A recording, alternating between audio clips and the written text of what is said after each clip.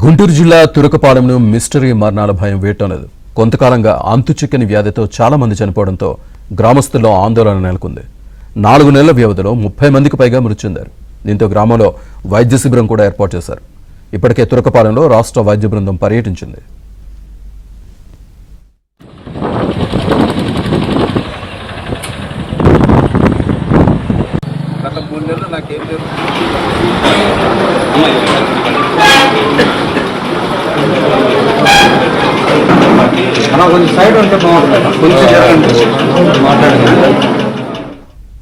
ఇటీవల తురకపాలెంలో ఎమ్మెల్యే బూర్ల రామాంజనేయులు పర్యటించారు. వైద్యశాఖ, పంచాయతీరాజ్ అధికారులతో మాట్లాడారు. సమస్యలపై గ్రామస్తులతో రచ్చబండ నిర్వహించారు.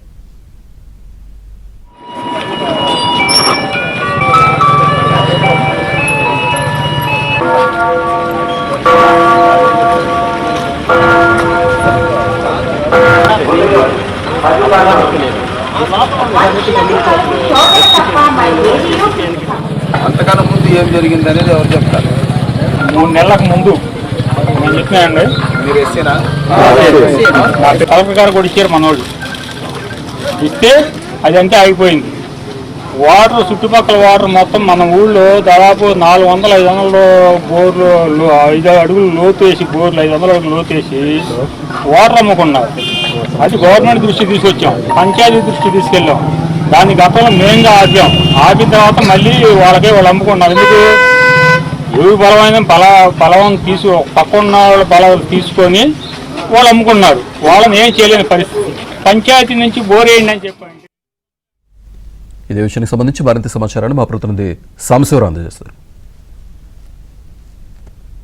గుంటూరు జిల్లా తురకపాలెంపై స్థానిక ఎమ్మెల్యే బూర్ల రామాంజనేయులు పూర్తి స్థాయిలో దృష్టి సారించారు. ఈ గ్రామంలో జరుగుతున్న ఆకస్మిక మరణాలు, ప్రజల్లో నెలకొన్న భయాందోళనలపై కూడా స్థానికంగా ఒక రచ్చబండ కార్యక్రమం ఏర్పాటు చేసి స్థానికుల్లో, గ్రామాల్లో ఉన్న సమస్యలను అడిగి వారి యొక్క సమస్యల పరిష్కార మార్గాలేందో తక్షణమే అక్కడ గ్రామస్తులతో చర్చించారు. ప్రస్తుతం మనతో పాటు స్థానిక ఎమ్మెల్యే రామాంజనేయులు ఉన్నారు. సో చెప్పండి, ఏంటి ఈరోజు మీరు గ్రామస్తులతో సమావేశమయ్యారు? ఏం సమస్యలు ప్రధానంగా మీ దృష్టికి తీసుకొచ్చారు? మొట్టమొదట పాత్రికేయ మిత్రులకి నేను కృతజ్ఞతలు చెప్పాలి. ఎందుకంటే 3 నెలల క్రితం ఇక్కడ జరిగినటువంటి మా కార్యకర్త మరణం ఇక్కడ కలిసివేసింది.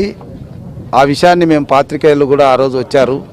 వాళ్ళు దీన్ని కంటిన్యూ చేసేసి ఇక్కడ జరుగుతున్నటువంటి మరణాలన్నింటినీ కూడా ప్రపంచానికి తెలియజేయడం ద్వారా ఈరోజు రాష్ట్రం మొత్తం కూడా ఇక్కడ దృష్టి కేంద్రీకరించడం అనేది జరిగింది. బృందాలు వచ్చాయి. తప్పకుండా దీనికి పరిష్కార మార్గం అనేది వెతుకుతాం.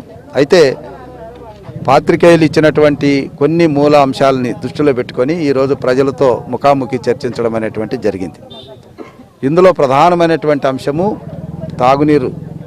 ఏదైతే త్రాగునీరు ఉందో ప్రభుత్వం ద్వారా ఉన్నటువంటి బోర్లు 250 అడుగులకు మించి లేవు కాబట్టి అందులో నుంచి కల్మిషమైనటువంటి నీరు వస్తుందన్నది వాళ్ళకున్న ఆలోచన. సో అందుకోసమే ఇక్కడ ప్రైవేటు వాళ్ళ బోర్లు 500కు పైగా ఉన్నాయంటున్నారు. అంటే 500 లోపల అడుగులు ఉన్నటువంటివి అవి మంచినీళ్ళు అనే అభిప్రాయం ఉంది. సో ఇక్కడే మా నాయకులకి చెప్పాను, తప్పకుండా ఆ నీళ్లను సప్లై చేస్తారు. అంతేకాకుండా ఇక్కడ ఒక ఆర్ఓ ప్లాంట్ను కూడా ఏర్పాటు చేయడానికి మేము అన్ని విధాలుగా చర్యలు తీసుకుంటాం. దానికి పంచాయతీకి కూడా చెప్పాం. ఇక రెండవది శానిటేషన్కి సంబంధించిన వర్కర్స్కి సరైన టయానికి జీతాలు ఇవ్వకపోవడం వల్ల గత ప్రభుత్వంలో వాళ్ళు డ్యూటీకి నిర్లక్ష్యంగా ఉన్నమాట వాస్తవం. అయితే మన ప్రభుత్వం ద్వారా వచ్చినప్పుడు నిధులు వచ్చినాయి కాబట్టి మీరు ఖచ్చితంగా ఉండండి, మీకు 8,000 ఇచ్చే దగ్గర 10,000 ఇస్తామని చెప్పాము. 7,000 ఇచ్చారు ఇంతకుముందు, ఇప్పుడు 10,000 రూపాయలు చేస్తున్నాము. పంచాయతీ కూడా దానికి తీర్మానం చేస్తుంది. 3 ఉన్నారు. ఆ 3 కూడా ఎస్సీ కాలనీ నుంచే ఉన్నారు కాబట్టి వాళ్ళకే ఇచ్చాను. వాళ్ళు చేస్తారా చేయరా చూడండి, లేదా కొంత యువకులను ముందు పెట్టండి అన్ని చోట్ల జరగడానికి. వీలైతే ఒకరిద్దరిని పెంచుకోమని కూడా పంచాయతీకి చెప్పాను. సో శానిటేషన్ ఒకటి సరిపోతుంది. ఇక 3వది వాళ్ళు కోరుతున్నది ఏంటంటే, అది మూఢనమ్మకం అన్నటువంటిది అయినా కూడాను వాళ్ళలో ఒక నమ్మకం ఉంది కాబట్టి బొడ్రాయి మార్చడం వల్ల ఇది జరుగుతుంది అన్నది ఒక మూఢనమ్మకం ఉంది. సరే, మనం టెక్నికల్గా తీసుకునే అంశాలతో పాటు మూఢనమ్మకానికి కూడా వాళ్ళలో ఉన్న అభిప్రాయాన్ని తొలగించాలి కాబట్టి గ్రామస్తులు ముందుకొచ్చారు. ఈరోజే అది స్టార్ట్ అయింది. సాయంకాలానికల్లా దాన్ని పూర్తి చేయడం అనేటువంటిది కూడా జరుగుతుంది. ఇకపోతే వాళ్ళకి ఇంకా సమస్య సంబంధించినటువంటిది ఏంటంటే, బరేల గ్రౌండ్లో వాళ్ళు శవాన్ని పెట్టినప్పుడు ఏమాత్రం కూడా అవకాశం లేదు, బయటే పెట్టడం వల్ల మాకు ఇబ్బంది అవుతుంది అన్నటువంటిది ఉంది. సో దానికి ఒక ఎండిఓ గారు నరేగా ద్వారా ఒక రూమ్ కట్టించడానికి ముందుకు వచ్చారు. సో ఇవన్నీ కూడా సమస్యలు పరిష్కరించడం అనేది ప్రభుత్వం చేతిలో ఉంది. చంద్రబాబు నాయుడు గారు ఇక్కడ ఏది కావాలన్నా చేయడానికి సిద్ధంగా ఉన్నారు. మా ప్రభుత్వం ఇచ్చేటటువంటి సారాను కూడా మీరు తగ్గించుకోండి. మేము సారా వల్ల మేమేమి ఆదాయం పొందడం లేదు, సారా మాకు ముఖ్యం కాదు, ప్రజల ప్రాణం ముఖ్యం అన్నటువంటిది మా ముఖ్యమంత్రి గారి ఉద్దేశం. అందుకేసి మేము చెప్పాం, ఈ రోజు నుంచి మీరు కట్టుబాటు చేసి ఎవరు సారా తాగకూడదని నిర్ణయించుకున్నారో చెప్పండి, గ్రామ కట్టుబాటు కూడా ఏర్పాటు చేస్తామని చెప్పాం. ఇది మొత్తానికి తొరకపాలెం గ్రామంలో పూర్తి స్థాయిలో గ్రామస్తులతో సమావేశం ఏర్పాటు చేసి వారి సమస్యలు విన్నాము.